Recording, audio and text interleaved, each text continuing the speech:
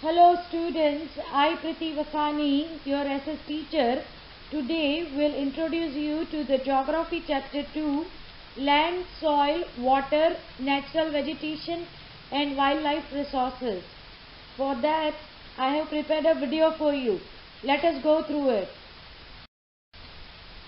Students, let us understand that land, soil, water are the resources which belong to abiotic resources and are the most important resources, whereas natural vegetation and wildlife resources come under biotic resources.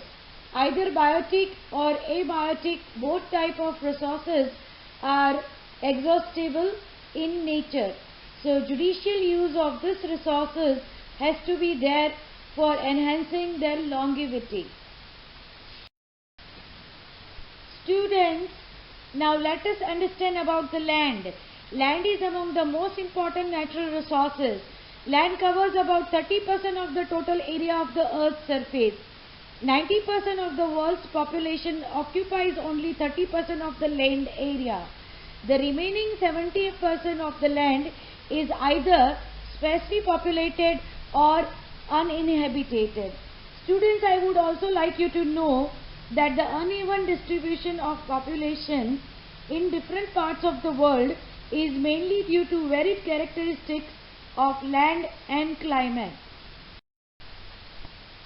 Students, let us understand about the land uses. Land use refers to the use of land for different purposes such as agriculture, forestry, mining, building houses, roads and setting up of industries. Factors affecting land use are of two kinds, physical factors and human factors. Students, I would also like you to know that the use of land is determined by physical factors such as topography, soil, climate, minerals and availability of water. Human factors such as population and technology are also important determinants of land use pattern. Students, now let us understand about the conservation of land resources. Growing population and their ever-growing demand has led to a large-scale destruction of forest cover and arable land. The common methods used to conserve land resources are afforestation, land reclamation, regulated use of chemical pesticides and fertilizers, checks on overgrazing. Students, now let us understand about the soil. Soil is a thin layer of grainy substance covering the surface of the earth. It takes hundreds of years to form few centimeters of soil. In different geographic regions, different soils can be observed. Different types of soils are suitable for particular type of crops. Students, I would also like you to know that the right mix of minerals and organic matter can make the soil fertile. Students, now let us understand about the factors of soil formation. The major factors of soil formation are the nature of the parent rock and climatic factors. Parent rock determines the color, texture, chemical properties, minerals, content and permeability of the soil. Climate determines temperature and rainfall, which influence the rate of weathering and humus in process of soil formation. Students, now let us understand about the degradation of soil and conservation measures. Deforestation, overgrazing, overuse of chemical fertilizers or pesticides, rainwater, landslides and floods are the factors which leads to soil degradation. Soil conservation refers to the protection, efficient use of soil and preservation of soil resources. Students, now let us understand about the water. Water is a vital, renewable, natural resources. Ocean water is saline and not fit for human consumption, whereas fresh water accounts for only 2.7% of the total water available. Only 1% of this fresh water is available and fit for human use and is found as groundwater, rivers, lakes, etc. Students, I would also like you to know that the fresh water is therefore the most precious substance of earth.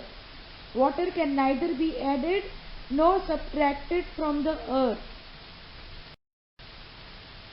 Students, now let us understand about the conservation of water resources. Rainwater harvesting is the process of collecting rainwater from rooftops and directing it to an appropriate location where it is stored for future use. Recycling plants should be installed to conserve water and to stop wastage. Better irrigation facilities should be developed to conserve water. Students, now let us understand about the natural vegetation and wildlife. Plants provide us with timber, shelter to animals, produce oxygen, protect soil for growing crops, act as shelter belts, give us fruits and vegetables, help in storage of underground water, etc. Wildlife includes animals, birds, insects and aquatic life forms. They provide us milk, meat, hides and wool, help in pollination of flowers, acts as decomposers in ecosystem, etc. Students, I would also like you to know that the natural vegetation and wildlife exist only in the narrow zone of contact between the lithosphere, hydrosphere and atmosphere that we call biosphere. Students, now let us understand the conservation of natural vegetation and wildlife. Plants give shelter to the animals and together they maintain the ecosystem. Changes of climate and human interferences can cause the loss of natural habitats for the plants and animals. To protect our natural vegetation and wildlife, national parks, wildlife sanctuaries and biosphere reserves are made. Awareness programs like social forestry and Van Mahotsav should be encouraged at the regional and community level. It is the ethical duty of every citizen to conserve plants and animals. Students, I would also like you to know that many countries have passed laws against the trade as well as killing of birds and animals. Students, I hope you understood the concepts of the Geography Chapter 2, Land, Soil, Water, Natural Vegetation and Wildlife Resources. I would like you to do this activity on the piece of paper. Thank you.